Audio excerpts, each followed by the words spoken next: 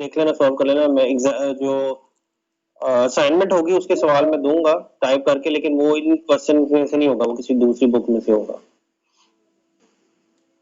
Just the practice questions. अच्छा, उसके बाद ये आप देख लेना आई एन वैल्यू प्रॉब्लम, ठीक है। पावर मेथड है ये आप लोगों ने इस बुक में से देखना है, और इसमें हम इनिशियल जो वेक्टर है वो 1 1 लेते हैं, ठीक है। और फिर जो भी हम यानी a टाइम्स x नॉट लेंगे, तो जो भी आपका जो गिवन मैट्रिक्स होगा उसके साथ जब आप प्रोडक्ट लोगे, तो उसमें से जो अगर फॉर एग्जांपल फर्स्ट रो का एलिमेंट आप बाहर ले रहे हो, तो आपने ईच इटरेशन में फर्स्ट रो का एलिमेंट ही बाहर लेना है, ठीक है, out of the column matrix में से जो लेना है, और फिर नेक्स्ट ऑफ द एलिमेंट जो है वो डिवाइड होंगे उससे। तो ये आपने खुद से रीड करना है इसको। अगर इसमें कोई इशू हो, ये बहुत सिंपल बहुत आसान मेथड है। अगर इसमें कोई इशू हो, किसी स्टूडेंट को नहीं समझ आ रही, तो मैं नेक्स्ट लेक्चर में थोड़ा सा बता दूंगा, ठीक है। ये आसान है पावर मेथड, इसके नोट्स मैंने नहीं भेजे, ये मैं भेज दूंगा आपको, ठीक है। मैं आगे अब करते हैं मेथड ऑफ फैक्टराइजेशन और मेथड ऑफ ट्रायंगुलराइजेशन, ठीक है। ये थोड़ा सा इसको रीड आउट करो। एलयू डिकम्पोजिशन है, ये भी शायद आप लोगों में से काफी स्टूडेंट ने पढ़ा होगा। एलयू डिकम्पोजिशन, लोअर ट्रायंगुलर और अपर ट्रायंगुलर। इसमें ये चीज नोट कर लो, पावर मेथड जो है ना, पावर मेथड ये आप लोगों ने करना है, इसमें से सवाल आ सकता है आपको मिड टर्म में, ये नोट कर लो, ठीक है। ये पढ़े, पहला है डूलिटल मेथड और फिर दूसरा होगा क्राउट मेथड। इसके बाद जो चोलेस्की मेथड है ये आप लोगों ने खुद करना है। मैं डोलिटल और जो क्राउट है ये मैं करवा रहा हूँ, चोलेस्की आपने खुद करना है, चोलेस्की डिकम्पोजिशन मेथड,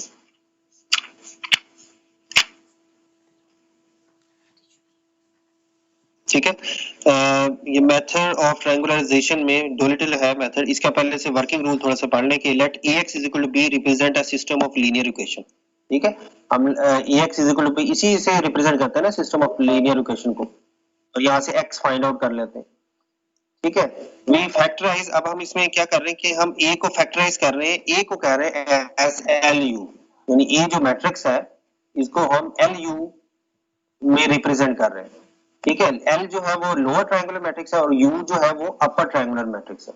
सिंपलिसिटी के लिए हम ए को 3x3 मैट्रिक्स लेते हैं, 3x3 मैट्रिक्स, उसके जो एलिमेंट्स है वो a11 a12 a13, ठीक है। अब एल जो है वो लोअर, ये म्यूट लगाए भाई, किसका म्यूट ओपन है? चल बाहर ना सीधे करके तो ज्वाइन करके बात किया है, म्यूट ओपन हो गया।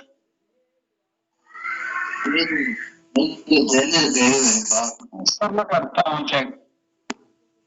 अच्छा, आप सबको म्यूट कर देता हूँ।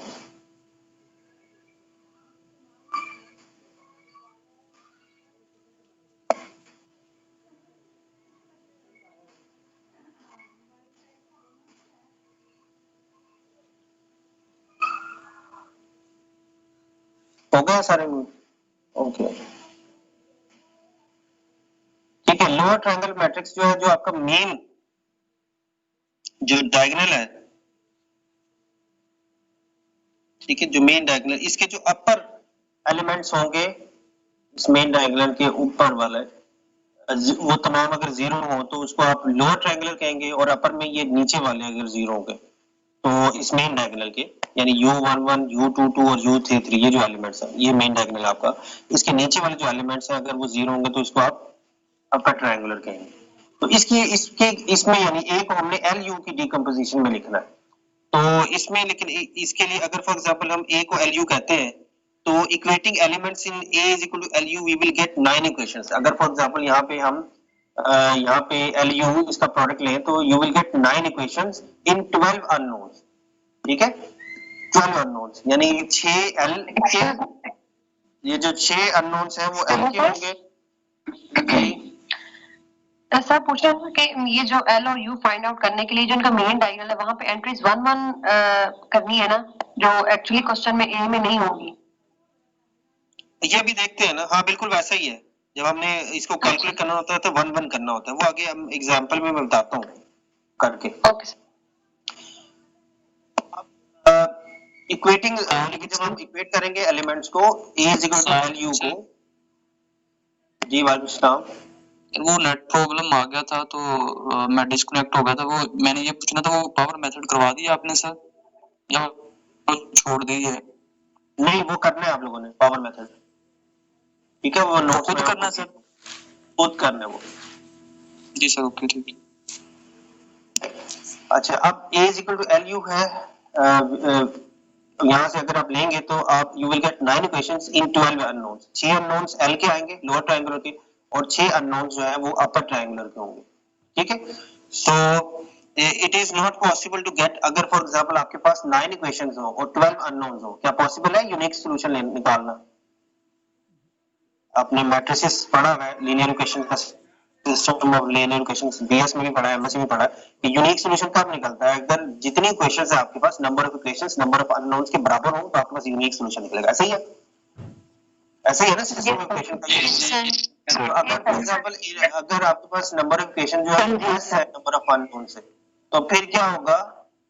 आपके पास यूनिक सॉल्यूशन नहीं आएगा उस केस में। तो so in order to get a unique solution we have to fix values, infinite solution होगा बिल्कुल।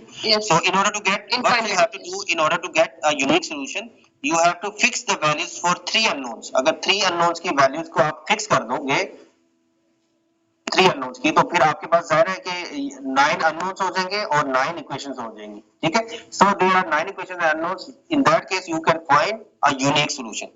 अब आप करेंगे क्या कि डू लिटिल चॉइस में क्या करोगे कि L11 को 1 रख दोगे, L22 को 1 रख दोगे और L33 को 1 रख दोगे। यानी जो L मैट्रिक्स आपने बनाया यहाँ पे, इसका जो मेन डायगोनल है L11, L22 और L33, इन एलिमेंट्स को 1 1 1 आप रख देंगे। L11 की वैल्यू 1 कर देंगे, L22 की वैल्यू 1 कर देंगे और L33 की वैल्यू 1 कर देंगे। उससे होगा क्या, जब आप when you will fix the values of three unknowns, these 3 unknowns, तो आपके पास जो नंबर ऑफ इक्वेशंस है और नंबर ऑफ अननोन्स है वो बराबर हो जाएंगे और इन that case you can find a unique solution. और क्राउड मेथड में, क्राउड में आप क्या करोगे कि जो अपर ट्रायंगुलर है, यानी ये जो ट्रायंगुलर है ये वाला मैट्रिक्स, इसमें U11 को 1 रख देंगे, U22 को 1 रख देंगे और U33 को 1 रख देंगे। तो इन दैट केस आपके पास क्राउड में भी यूनिक सॉल्यूशन 9 इक्वेशन और 9 अननोन्स आ जाएंगे, ठीक है, ठीक है। So both but the LU decomposition exists if the principal minors of the matrix A are non-singular, ठीक है। Principal minors of the matrix A are non singular. Principal minors कौन से होंगे, कोई स्टूडेंट बता सकता है? जिसका मैट्रिक्स इज A11, A22 और A33 का अगर माइनर एलिमेंट ले तो उसकी रोड कॉलम डिलीट को पीछे 2 का बचेगा, तो पीछे 2/2 का बच वो प्रिंसिपल माइनर। अगर हाँ जी सर, और अगर उसका भी डिटरमिनेंट लेते हैं और वो नॉट इक्वल टू 0 आएगा तो वो नॉन सिंगुलर होगा। हां, अगर डिटरमिनेंट लेते हैं उसी मैट्रिक्स का तो वो नॉन जीरो आएगा, वो नॉन सिंगुलर हो, नॉन सिंगुलर हो। यस सर, जी सर, ठीक है। अच्छा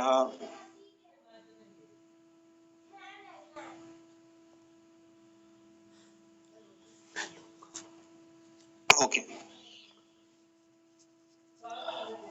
so such a factorization is unique, however it is only a sufficient condition, ये sufficient condition है, ठीक है। इस मेथड को LU decomposition मेथड भी कहते हैं, जैसे मैंने बता दिया।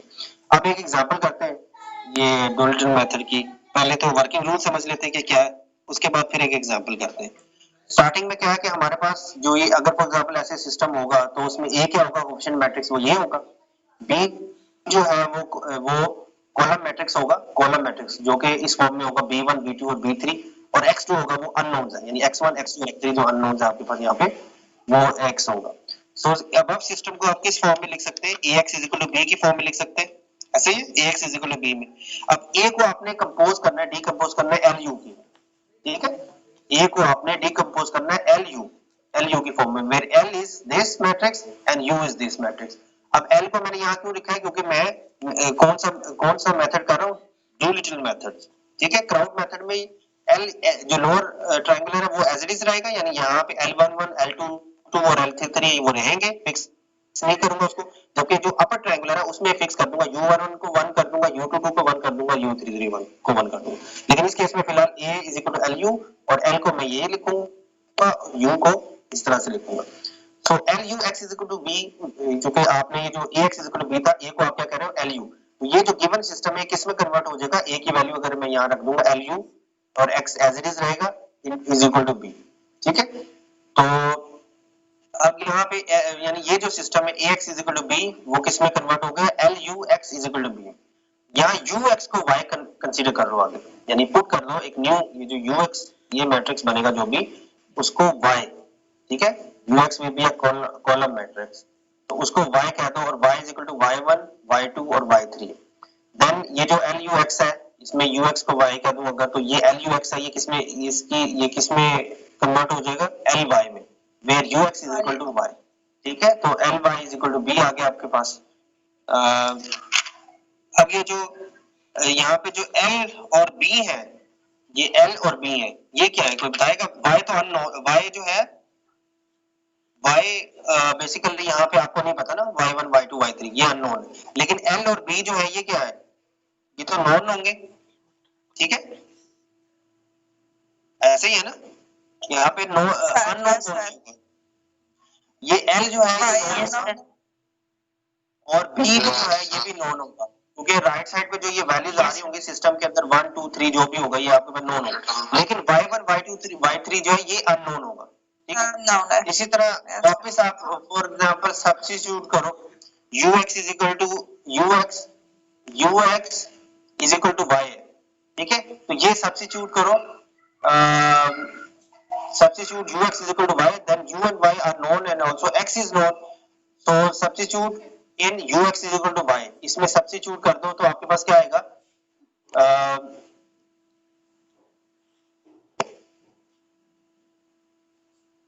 substitute in UX is equal to Y, तो आपके पास क्या आएगा,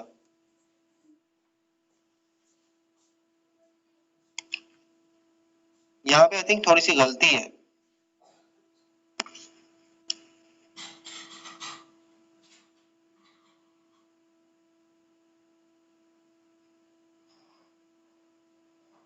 ठीक है। अच्छा यहाँ पे आपने करना क्या है, यहाँ पे आई थिंक थोड़ी सी गलती है कि जब आप सब्स्टिट्यूट करेंगे, फॉर एग्जांपल यहाँ पे आपने put UX is equal to Y, ठीक है, जब ये मैट्रिक्स आपके पास है LUX is equal to B, तो UX आप Y कह रहे हो, आपने यहाँ पे इंसर्ट कर देना UX is equal to Y, यहाँ पे इंसर्ट करेंगे, जब इंसर्ट करेंगे तो ये सिस्टम किसमें कन्वर्ट हो जाएगा, LY is equal to B में, ठीक है, LY is equal to B, और फिर यहाँ पे L भी नोन है और B भी नोन है, तो आपके पास वैल्यूज किसकी निकलेंगी, Y की निकलेंगी, ऐसे तो जब Y की वैल्यूज निकल जाएंगी वो की Y की वैल्यूज, अच्छी Y की वैल्यूज निकल जाएंगी, तो फिर जब Y की वैल्यूज निकल जाएगी तो फिर आप किसमें सब्स्टिट्यूट करोगे, UX is equal to Y, ऐसा ही है जी जी sir, UX is equal to Y, तो Y आपके पास नोन है, U भी नोन है, तो फिर आपके पास वैल्यूज किसकी आएंगी, X की आएंगी, ऐसे नहीं है क्या, X की, UX is equal to Y, अब आपके पास U भी नोन है, Y भी नोन है, तो आपके पास X की वैल्यूज आ जाएंगी, X1 X2 X3, और वही चीज है, वही आपने फाइंड आउट करना है, यहाँ पे इनिशियली आपके पास क्या जो है वो फाइंड आउट करना है, X ही फाइंड आउट करना है ना, तो जब आप रिवर्स यानी कि आप इंसर्ट करोगे UX is equal to Y, यहाँ से X जो है वो नोन हो जाएगा आपके पास, ठीक है। अब एक एग्जांपल कर लेते हैं, फॉर एग्जांपल ये आपके पास अगर फैक्टराइज करना है आपने इस मैट्रिक्स को, फॉर एग्जांपल इस मैट्रिक्स को आपने फैक्टराइज करना है A, जो कि इस सिस्टम से बना है 2x plus y 4z is equal to 12, 8x minus 3y plus 2z is equal to 20 and 4x plus 11y minus z is equal to 33। इसको आपने फैक्टराइजेशन मेथड से L और U सॉरी X और Y, यानी X basically जो matrix है X Y Z की values जो है ये आपने फाइंड आउट करनी है, यानी X1 X2 X3, यहाँ X1 X2 X3 नहीं है, यहाँ X Y और Z है, ठीक है, ये फाइंड आउट करना है। तो you have the matrix A this which is the coefficient matrix, B which is the column matrix 12 20 and 33, and X is unknown, X Y Z X matrix is, which is X Y Z, these are unknown, ठीक है। So given system AX is equal to B, अब डोनेटल्स method के तहत आप LU जो factorisation करनी है वो क्या लिखोगे, L को ये जो डायगोनल है वो L11 L22 और L33 थी, इसके डायगोनल में 1 1 कर दोगे, रिमेनिंग L को इस तरह लिखोगे, U को आप इस तरह लिखोगे, तो जो आपके पास जो फर्स्ट वहां से जो आता है ये जो आपके पास था L U X is equal to B था, तो आपके पास क्या आ जाएगा, यानी A X is equal to B है और ए को आप एल यू कह रहे हो, तो आपके पास जो मैट्रिक्स है वो क्या बनेगा, ठीक है, L is equal to this and U is equal to this. तो ए को आप कैसे लिखोगे, इस मैट्रिक्स को किस तरह लिखोगे, इस तरीके से एल यू, ठीक है।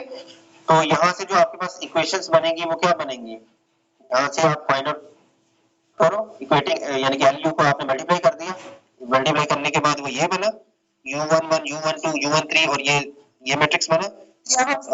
सबकी वैल्यूज निकालने, यहाँ से सबकी वैल्यूज आप निकलेंगी, यानी अगर फॉर एग्जांपल पहला अगर इक्वेट करो u11 को 2 पहले a11 के साथ इक्वेट करो तो u11 की वैल्यू क्या आएगी 2 आएगी, u12 की वैल्यू 1 आएगी, u13 की वैल्यू 4 आएगी, ठीक है। इस तरह से l अगर आप इक्वेट करो l21 और u11 sorry u11 l21 u11 ये किसके बराबर है 8 के बराबर है, यहाँ u11 की वैल्यू 21 तो l21 की वैल्यू क्या आएगी 8 डिवाइडेड बाय 2 व्हिच इज 4, ऐसे है, ठीक है। Yes sir. ठीक है, u11 की वैल्यू ऑलरेडी, इसी तरह से यहाँ पे ये जो सेकंड इक्वेशन है l21 u12 प्लस u22, ठीक है, इज इक्वल टू -3, ये -3 आएगा। अब आपके पास यहाँ पे किसकी इसकी वैल्यू है, आपके पास u12 की वैल्यू है व्हिच इज 1 और आपके पास l21 की वैल्यू जो कि आपने ऊपर यहाँ से निकाली है पहले वाले से l21 की वैल्यू निकाली व्हिच इज 4, तो आप वो वैल्यू रखोगे तो u22 की वैल्यू आपके पास आ जाएगी -3 -4 व्हिच इज -7, तो वो -7 आ जाती है, ठीक है। तो ये आप सारी वैल्यूज इस तरह से इक्वेट करने के बाद आप निकाल लोगे सारी वैल्यूज, तो जो आपके पास L है फाइनल आपके पास जो L है वो ये बन जाएगा, ठीक है, और जो U है वो ये बन जाएगा, ठीक है। तो आपके पास जो सिस्टम है वो क्या था basically ax is equal to b, वो कन्वर्ट हो गया किसमें, a को आपने डिकम्पोज किया फैक्टराइजेशन की उसकी lu में, तो a को आपने lu में लिखा lu times lu x is equal to b, अब ux को आप y ले लो, ये एल्गोरिथम है ना, ux को आपने y कह दिया है तो y is y1 y2 and y3, तो ux को आपने y कह दिया तो ये सिस्टम किस में कन्वर्ट हो जाएगा ly is equal to b, तो l आपके पास है, y अननोन है और b भी नोन है, b ये आपके पास 12 20 और 33 है, तो आपके पास यहाँ से जो आपके पास निकलेगा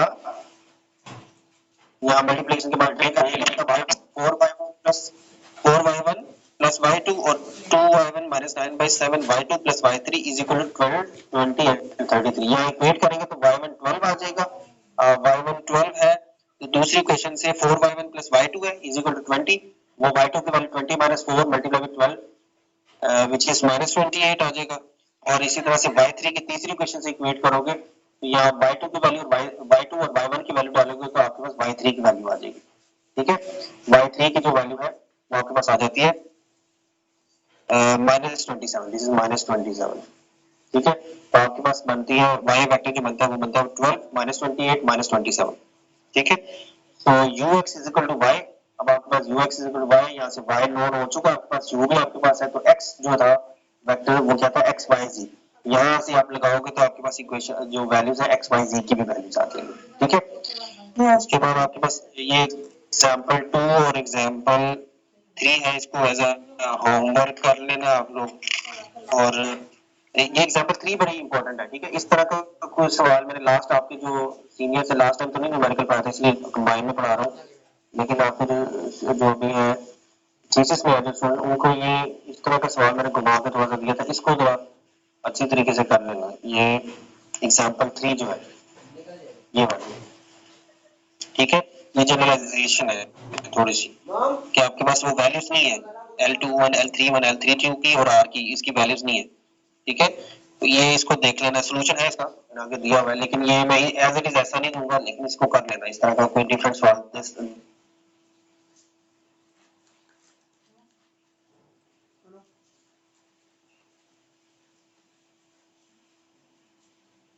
सर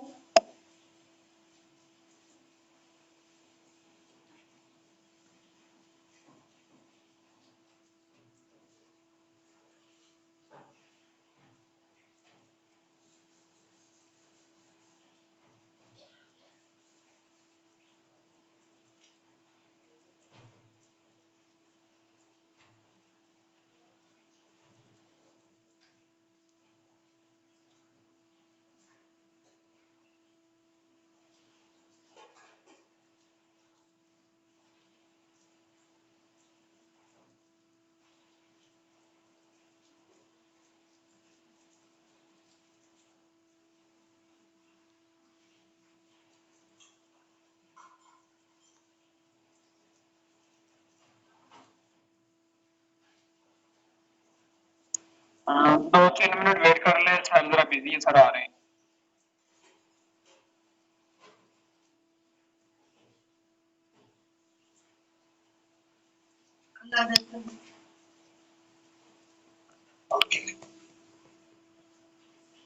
अस्सलाम वालेकुम फराज भाई, हमने जो है ना वो 7th सेमेस्टर में LU डीकंपोजिशन मेथड पढ़ा था, लेकिन सर जो है वो यहाँ पे मेथड ऑफ फैक्टराइजेशन पढ़ा रहे हैं।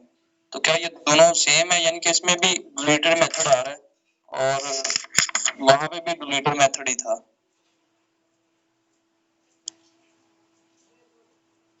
जी अभी सर ने बताया कि ये LU डीकंपोजिशन मेथड ही है। अभी सर ने कुछ आपको बताया, शायद आप इसमें ब्रदर नेट प्रॉब्लम आ रहा है, दोबारा बता दें जरा। वो उस वक्त भी प्रॉब्लम आ रही थी, जो है ना वो आवाज क्लियर नहीं आ रही थी सर की। सर ने अभी ये बताया कि ये LU डीकंपोजिशन मेथड ही है जो भी सर करवा रहे हैं जो है। हिस्ट्री में LU की वैल्यू डालें तो यही LU डीकंपोजिशन मेथड है। इसके ऊपर वाले भी ये दोनों ही हैं, जहाँ पे L की वैल्यू गिवन है वहाँ पे L और U दोनों आप मान रख सकते हैं, बस ये डिफरेंस दोनों मेथड हैं, एक ये और एक इसके ऊपर।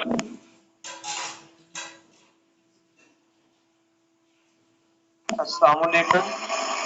फराज भाई अटेंडेंस लगाया था नहीं कहीं आपने? यार मैं आधा घंटा तकरीबन ना ऑफलाइन रहा हूँ, नेट का मसला आ रहा था काफी ज्यादा, लाइट भी बंद हो गई थी, इसका थोड़ा ख्याल रखिए। नहीं अभी नहीं, मैं लेक्चर वाइंड अप करेंगे फिर मैं अटेंडेंस लूंगा। अभी क्लास वाइंड अप नहीं हुई फिर सर कुछ टेंशन में है ना, आज रिलैक्स होकर पढ़ा नहीं रहे सर। नहीं सर बिजी सर के 2-3 मिनट में आ रहा हूँ, क्लास खत्म नहीं हुई अभी। ओके ठीक है।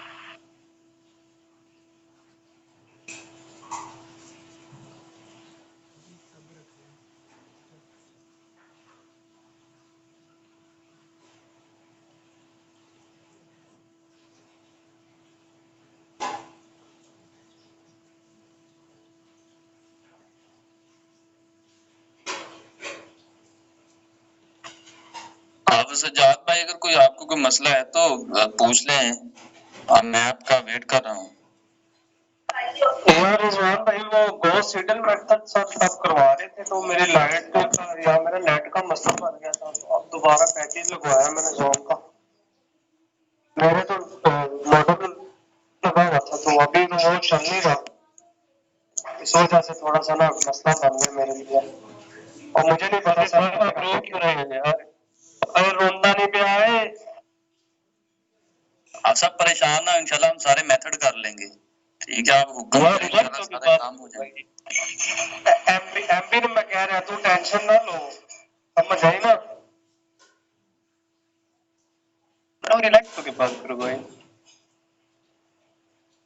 अभी मैं अपनी सिचुएशन बता रहा हूँ, मैंने रोया नहीं हूँ।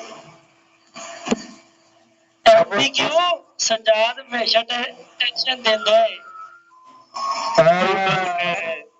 ਇਹਨੂੰ ਸਮਝਾ ਪੁੱਤਰ, ਇਹ ਜਾਣਦਾ ਮੈਨੂੰ, ਫਿਰ ਵੀ ਐਵੇਂ ਪੰਗੇ ਲੈ ਰਿਹਾ ਮੈਂ ਉਮਰ यार अपना ना मैंने नंबर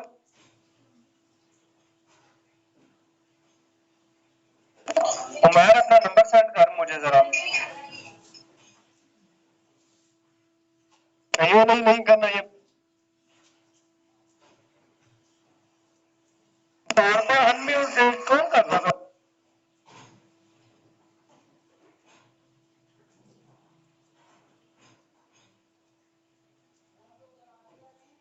उमर क्लास तो बाद जाई ना, जरा तेरे नाल गल करनी हैगी, ठीक है?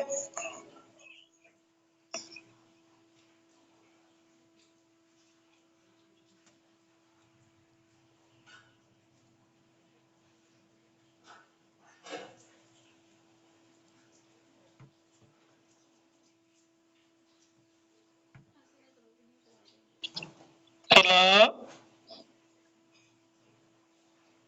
हाफिज जी।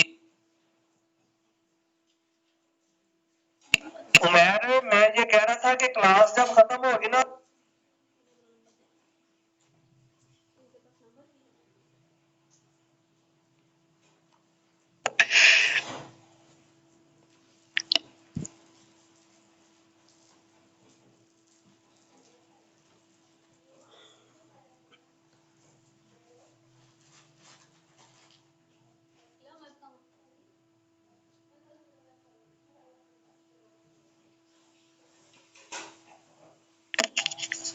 यार एमबीक्यू को शर्म कर ला यार, तू म्यूट करी जा रहे हैं। हमारे कुछ सीनियर हैं जो ये कर रहे हैं। यार ये मैंने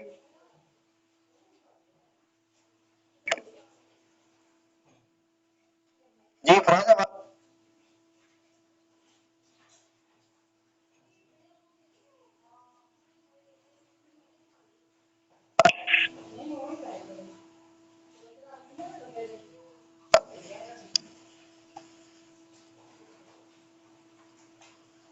जी फराज आवाज आ रही है?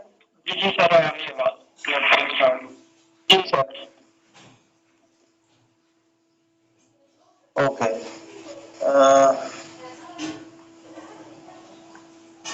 शेयर हो गई है।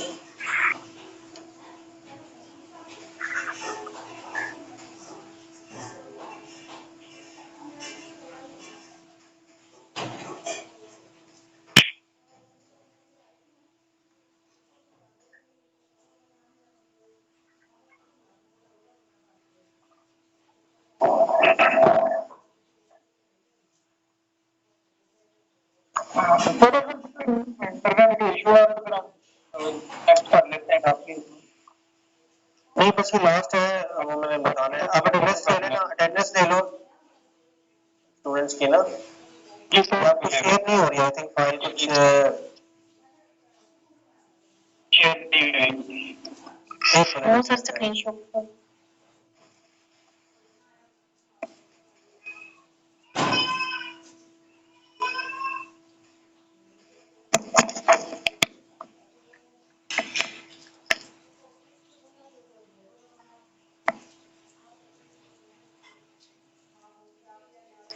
ये अब हो रही है क्या? अब हो रही है फ्रांस? No sir. जी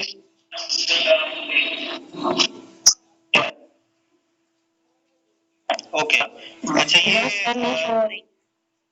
सर अभी फिर नहीं हो रही, फिर डिस्मिस हो गई। नहीं अब तो आनी चाहिए। अब आ रही है? शो हो रही स्क्रीन। नहीं सर अभी नहीं सर नहीं शो। अभी भी नहीं। ओके थोड़ा वेट करें। जी सर।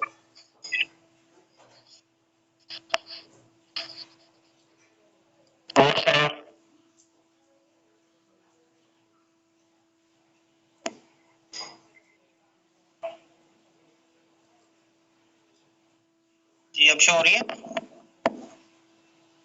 No sir. नहीं सर अभी कुछ नेटवर्क इशू आ रहा है।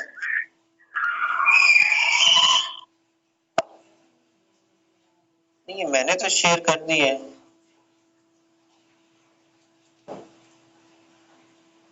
अब आ रही है? जी सर जी अब शो हो रही है। शो हो रही। ओके अच्छा अभी बस मैं ये लेक्चर खत्म ही करता हूँ। ये डोनेटेड मेथड इसके आपने कर लेने ठीक है। और क्राउड के लिए मैंने आपको बताया कि क्राउड मेथड के लिए जो यू अपर ट्रायंगुलर मैट्रिक्स है ना, उसके लिए वो डायगोनल पे 0 0 होगा। ठीक है? Yes sir.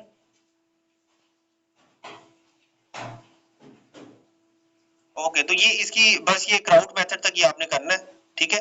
और इसके बाद जो चुलेस्की मेथड है ना, वो आपने खुद देखना है, डिकम्पोजिशन मेथड।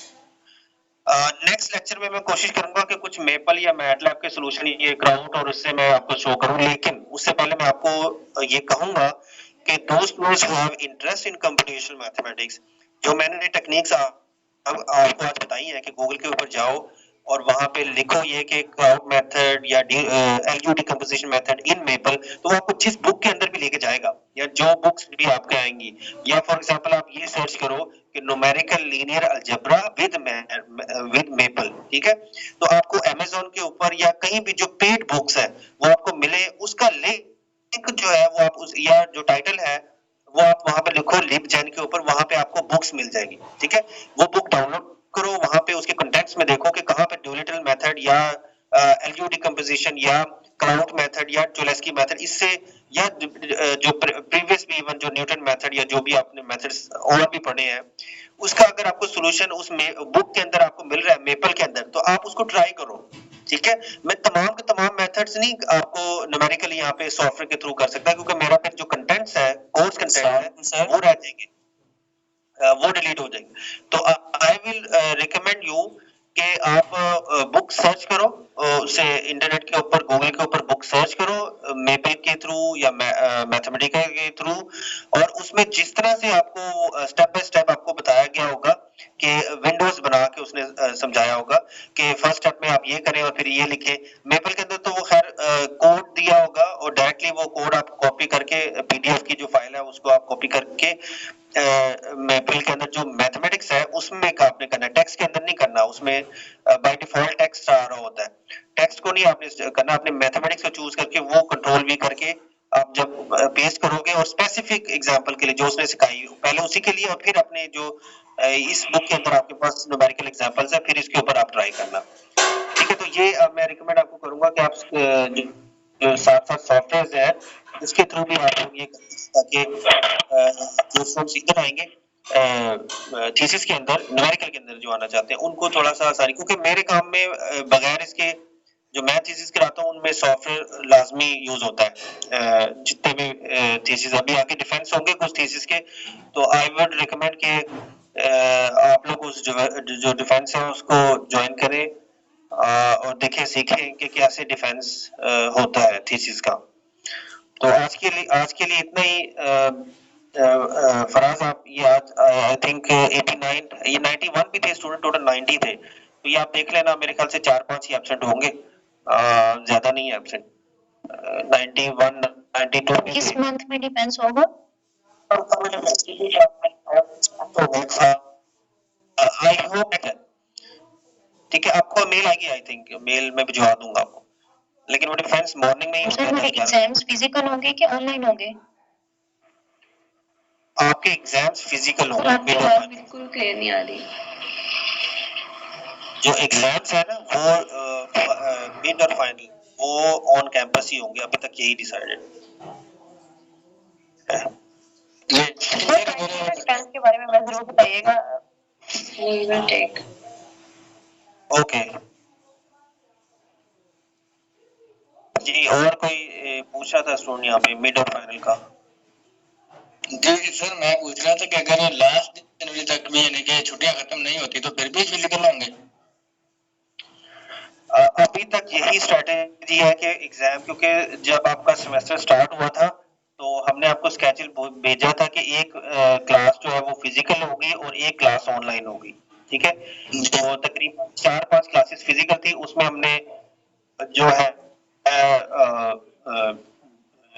जो क्विज़ेस हैं या जो असाइनमेंट है वो आपने ले क्विज ऑन कैंपस, लेकिन अब चूंकि 11 जनवरी तक चला गया तो मिड और फाइनल का मैं कह सकता हूं कि ये ऑन कैंपस होगी, अभी तक यही डिसाइडेड है। लेकिन अगर क्विज कोई टीचर लेना चाहे, जैसे फॉर एग्जांपल अगर मैं लेना चाहूं क्विज, तो मैं नेक्स्ट क्लास में मैं भी अनाउंस कर रहा हूं कि मैं हो सकता है मैं छोटा सा क्विज ले लूं कोई, तो वो आपने फिर जो मॉर्निंग के ऊपर या मेरी ईमेल जो मैं एक दूंगा उसके ऊपर आपने ईमेल कर देना है क्विज। ठीक है,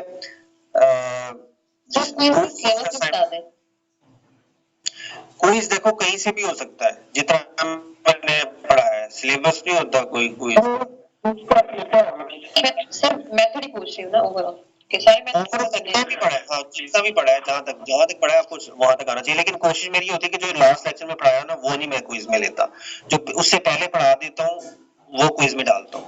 तो जो आज का लेक्चर है शायद ये किसी ना अस्सलाम वालेकुम सर आपसे पहले मैंने जितने भी लेक्चर्स हैं ना वो फाइनली इंक्लूड कर दें, मेरी लास्ट वीक अस्सलाम वालेकुम सर। जो आज पढ़ रहे हैं ना वो नहीं होगा, लेकिन अब मैं नेक्स्ट लेक्चर क्विज नहीं लेता और उसके बाद वाले लेक्चर में जो आज पढ़ा है वो भी इंक्लूड हो जाएगा। ठीक है, नॉर्मली मैं ऐसे करता हूं जी। और किसी का सर जी